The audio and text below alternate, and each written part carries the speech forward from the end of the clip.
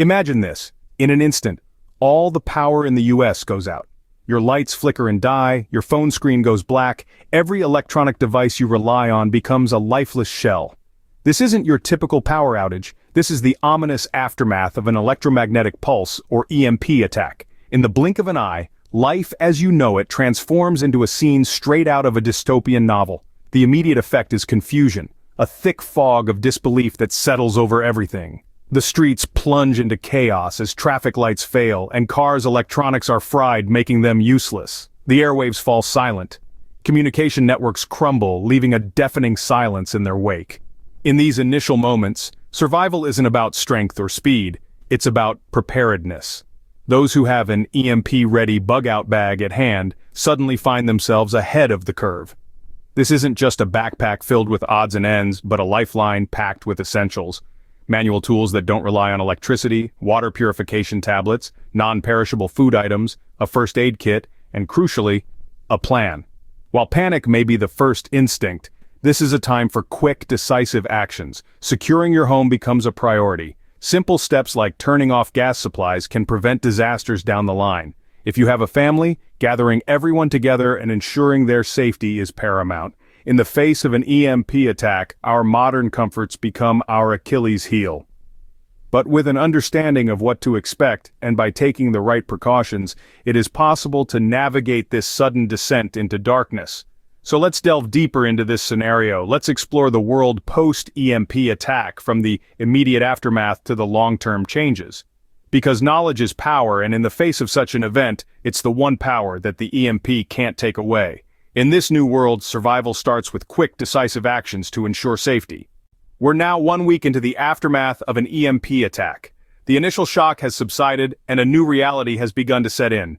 This isn't a temporary blackout, it's a long-term power outage. The first week is critical in laying the groundwork for survival in this new world. One of the most immediate needs is securing a water source. Without electricity, the taps run dry. Collecting rainwater becomes an essential skill. Every drop counts. And for those lucky enough to live near a natural body of water, like a river or a lake, purification methods become a priority. Boiling water, distillation, or even using water purification tablets can help ensure the water is safe to drink. The first week is also about establishing basic sanitation practices. Without running water, toilets will cease to function. Improvising a rudimentary latrine and keeping it a safe distance from living spaces and water sources is vital. Hand sanitation, too, is crucial to prevent the spread of diseases. Remember, a simple bar of soap can be a lifesaver. Now let's talk about community. In times of crisis, humans have a remarkable ability to come together. Forming alliances with neighbors can be a lifeline. Pooling resources, sharing skills, and providing mutual security can turn a group of survivors into a strong, cohesive unit. It's about more than just survival. It's about building a community that can withstand adversity and come out stronger on the other side. This first week is about setting a foundation, of taking those initial steps to secure your home, your family, and your future. It's about adjusting, adapting, and realizing the scope of what lies ahead. But remember, you're not alone. Together, we can navigate this dark new world. As we step into this new reality, the key is in the basics: water, food, and community. A month has passed since the EMP attack. By now, we're moving beyond the initial shock and starting to establish a routine in this brave new world. Our emergency supplies are dwindling, and it's time to transition from a mindset of short-term survival to long-term sustainability. The first order of business: food. We're not just talking about opening another can of beans, we're talking about cultivating our own food source. Starting a survival garden is a fundamental step towards self-sufficiency. From potatoes and tomatoes to lettuce and spinach, our backyards become our grocery stores. It's hard work, but it's also rewarding, providing not only sustenance but also a sense of purpose. Then comes the challenge of rationing. It's not just about making your food last, it's about proper nutrition. Eating too much of one thing and not enough of another can lead to deficiencies that our bodies can ill afford in this situation. We need to be smart about our diets, ensuring we're getting a balance of proteins, carbohydrates, and fats. But here's the kicker. The first month is not just a physical test, it's a psychological one.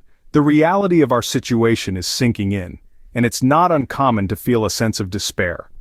It's easy to focus on what we've lost, but it's crucial to concentrate on what we still have: our lives, our families, our communities.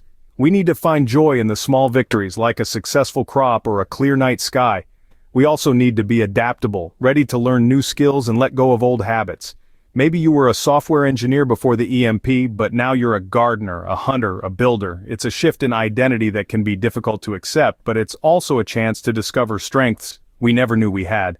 The first month tests our resilience and adaptability, the key to survival in this new world. It's a time of change and challenge, but also of growth. We're not just surviving, we're learning to thrive. We're now 3 to 6 months into the aftermath.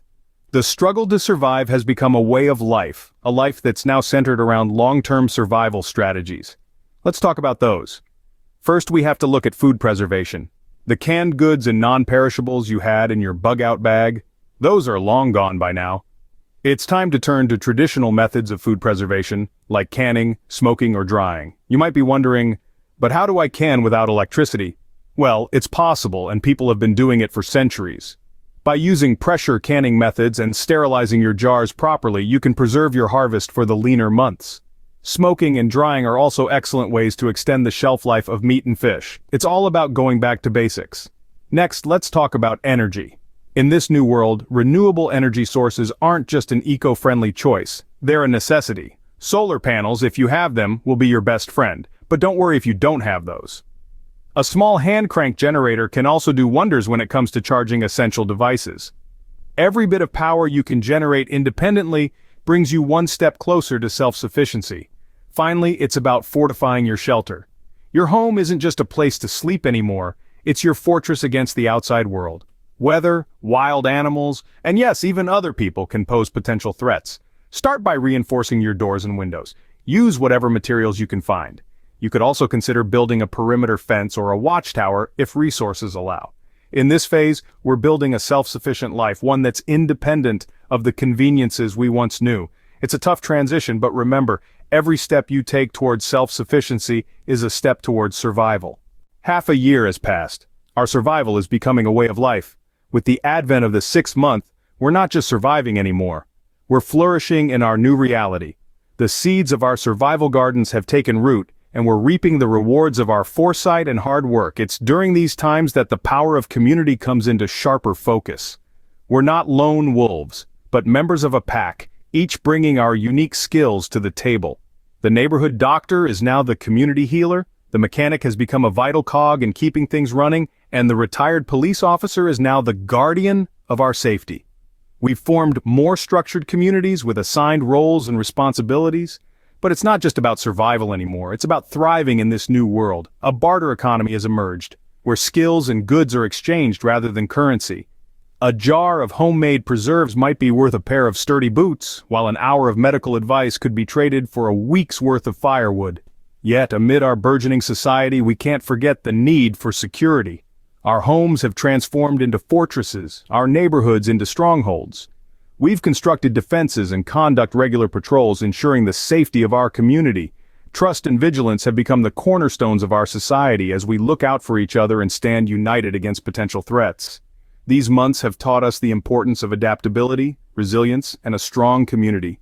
We've learned that every skill is valuable, every hand helpful. As we approach a year, our focus shifts from mere survival to creating a sustainable society. A year has passed since the EMP reshaped our existence. Our survival is a profound testament to human tenacity, adaptability, and the strength we've forged as a community amidst crisis. Throughout these months, the landscape of daily life has transformed dramatically. The reliance on electronics, the internet, and the power grid are things of the past. We've reverted to simpler times where survival skills, community, and resourcefulness are paramount. The societal norms we once knew have evolved. No longer are wealth and status the primary markers of importance. Instead, the ability to contribute to the community, be it through farming, hunting, medical expertise, or security, is what truly matters. Communities have formed, each with their own microeconomy. Bartering is now the norm, with goods and services often traded in lieu of money. This has led to the rise of a new kind of economy, one that is local, resource-based, and intimately tied to the skills and resources within the community. But this new world isn't without its challenges. Maintaining hope and morale in such radically altered circumstances requires strength and a positive outlook. It's crucial to remember that while our circumstances have changed, our capacity to dream, to hope, and to strive for a better world remains untouched. Celebrating small victories, like a successful hunt or a bountiful harvest, can do wonders for morale. Sharing stories and experiences, teaching and learning from each other, and nurturing the bonds that tie our communities together, these are the things that keep the human spirit alive in this post-EMP world. In this new world, prepping has taken on a whole new meaning. It's no longer just about surviving an immediate crisis, but about thriving in the long term. It's about building self-sufficient communities, preserving our humanity, and creating a new world from the ashes of the old. Never forget, the human spirit is strong. As we wrap up this journey into a world post-EMP attack, let's take a moment to reflect on the importance of preparedness. In a world where our reliance on electronics is all-encompassing, the thought of an EMP attack is sobering. But it's not insurmountable. It all boils down to being ready, having the knowledge and tools to adapt, and the resilience to face the challenges head-on. Remember, being prepared isn't just about having the right supplies, it's about cultivating the right mindset. It's about learning to be self-sufficient, to establish routines, to build and strengthen communities, to secure our homes and families, and to maintain hope even in the darkest of times. Surviving an EMP attack, or any disaster for that matter, is not just about getting through the day. It's about thriving in the face of adversity. Remember, survival is not accidental. It's a result of preparation, knowledge, and resilience. Before we part ways, here's your call to action. Don't miss out on the opportunity to deepen your understanding of survival strategies. Make sure to hit that subscribe button for more enlightening content. Become a part of our community of resilient individuals, ready to face any challenge that comes their way. Share this guide with those you care about, because preparedness is a team sport. Stay prepared, stay safe, and remember, knowledge is your ultimate survival tool.